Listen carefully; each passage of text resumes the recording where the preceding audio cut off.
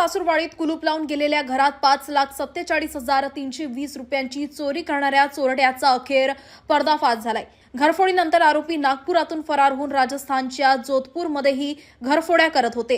तिथे अटक झालेल्या आरोपींबाबत माहिती मिळताच नागपूर पोलिसांनी प्रोडक्शन वॉरंट काढून त्यांना ताब्यात घेतले।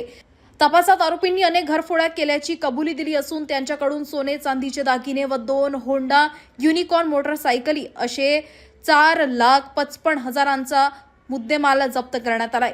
ही टोळी महाराष्ट्र, मध्य प्रदेश, राजस्थान, गुजरात आणि दिल्लीमध्ये सक्रिय असल्याचे तपासात स्पष्ट झाले आहे। आरोपी सध्या पोलीस कोठडीत असून तपास सुरू आहे।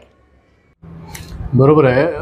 बुद्धनगरला घरफोडी जून महिन्यात झाली, परत ऑक्टोबर महिन्यात इथं पचकुवा वैशालीनगर येथे झाली होती। त्या अनुषंगाने डीबी पथक तपास करत होता आणि क्राईम ब्रांच पण करत होता। दरम्यान इथून घरफोडीच्या नंतर ते राजस्थानमध्ये परत घरफोडी सत्र सुरू केले, त्या तिथं पकडले गेले। त्याच्या अनुषंगाने क्राईम ब्रांचचे नागपूर शहर अभिजित पाटील सर यांनी जे कोऑर्डिनेट करून जे आम्हाला माहिती दिली की इथं जे घरफोडी करणारे आरोपी तिथं जेलमध्ये अरेस्ट आहेत, जोधपूर सिटीत पकडले गेले। त्या पद्धतीने आमचे झोन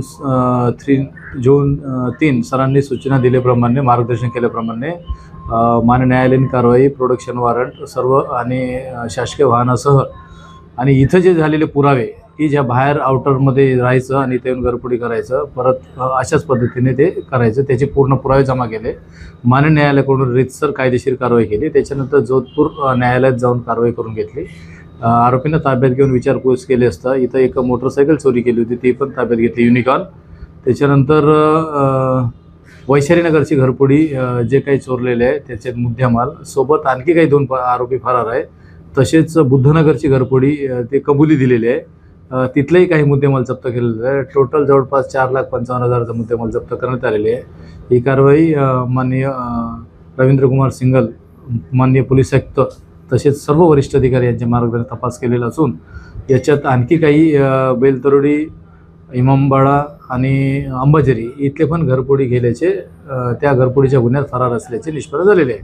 ही कारवाई PSI माझगावकर, रवींद्र राऊत, मुकेश यादव, रेवतकर, युनुस खान, पाल आणि अमित ठाकूर यांनी कारवाई केलेली आहे।